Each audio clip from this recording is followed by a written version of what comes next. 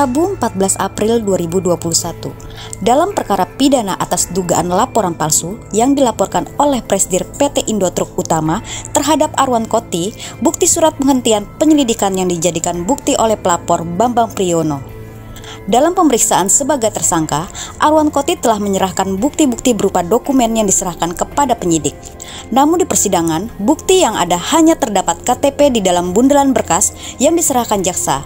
Dalam bundelan tersebut tidak ada bukti surat lainnya.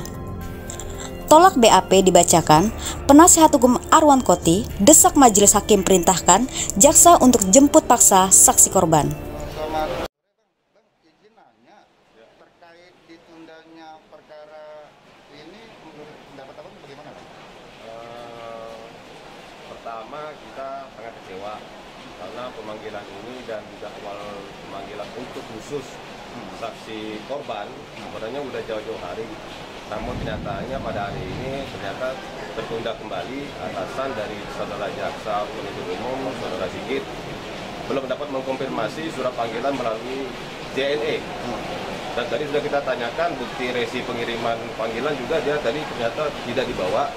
Jadi tidak tahu apa minggu depan dia akan menghadirkan panggilan kepada saksi korban, yaitu saudara Bambang, Direktur Utama Indotruk, dalam hal ini sebagai saksi korban terkait dengan laporan palsu atas dugaan pengiriman ekskavator ke Nabire yang diduga ternyata telah diterima oleh pihak terlapor, namun ternyata berdasarkan laporan dugaan dari si pelapor, kami diduga membuat laporan palsu terkait dengan pengiriman kapal ke Nabire. Jadi sehingga ke depan kami berharap saudara jaksa serius dan benar-benar bisa menghadirkan saksi korban, yaitu saudara Bambang, Direktur Utama Indotruk, agar bisa didengar keterangannya demi terbuka dan terangnya persidangan ini terkait dengan pencemaran nama baik beliau sebagai pelapor. Kalau saksi itu tidak dihadirkan, apakah setuju kalau keterangannya dibacakan, Bang? Kita minta panggil sekali lagi kalau perlu, kita minta upaya paksa, Bang, terkait saksi yang tidak hadir, karena KUHP mengatur seperti itu. Jelas. Kalau terkait dengan upaya terakhir dari saudara jaksa akan membacakan BAP, kami sangat keberatan. Lagi pula minggu persidangan yang lalu saudara jaksa sebenarnya sudah menyatakan bahwa perkara ini sebenarnya sudah cukup menurut saudara jaksa. Jadi kalau seandainya nanti ke depan BAP ini akan dibacakan, sangat tidak sesuai dengan pendapat saudara jaksa minggu lalu bahwa terkait dengan pemeriksaan saksi sudah cukup. Namun kami dari pihak kuasa hukum terdakwa sangat merasa dirugikan jika pemeriksaan minggu lalu itu dinyatakan cukup oleh saudara jaksa, karena saudara saksi korban, dalam hal ini saudara Bambang, Direktur Utama Indotruk, belum dihadirkan di persidangan untuk didengar keterangannya di persidangan, karena terkait dengan saksi korban ini adalah menyangkut nama baik itu nama baik dari perusahaan beliau pimpin, juga terkait dengan nama baik beliau sendiri dalam hal ini sebagai saksi korban yang dikuasakan kepada saudara saksi pelapor ketika itu oleh saudara Priyono ketika membuat laporan. Jadi saksi pelapor tidak sama dengan saksi korban. Maka demi untuk membuat terang perkara ini, kami berharap saudara jaksa serius menghadirkan saudara saksi korban, yaitu saudara Bambang. Dalam perkara ini ada nggak sih, Bang, dugaan kriminalisasi, Bang, terhadap klien Abang?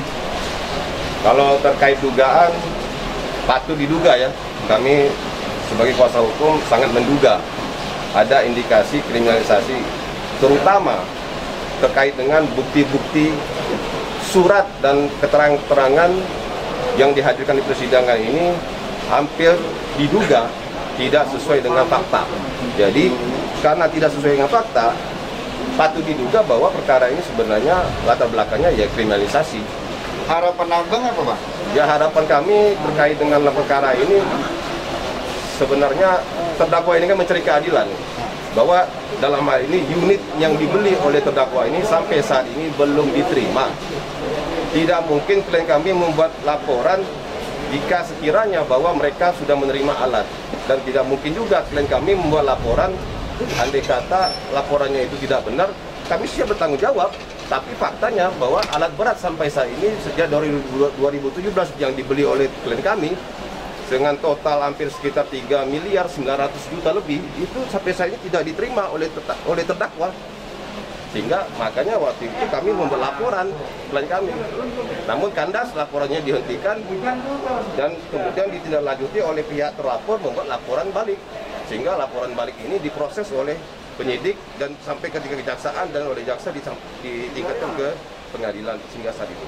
Laporannya itu sendiri dihentikan saat proses penyelidikan dan itu penghentian sementara, bukan penghentian tetap. Artinya laporan tersebut bisa dibuka kembali, Bang, ya? Sangat bisa.